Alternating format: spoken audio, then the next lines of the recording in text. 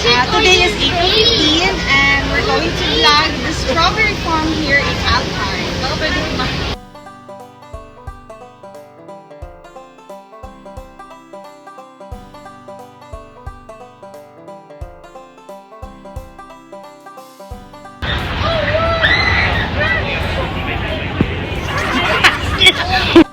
Hi mga chops! I'm here now at Strawberry Farm.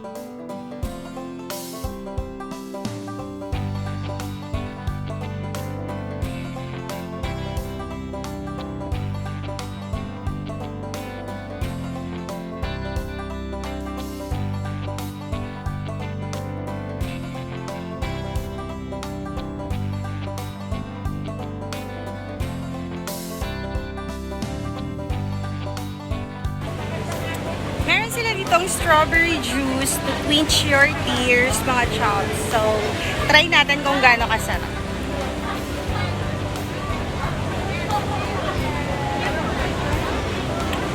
It's refreshing.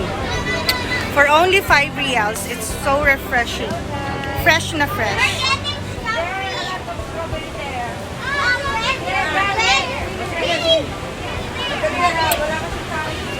So much fun with our holiday vacation. Sulit na sulit!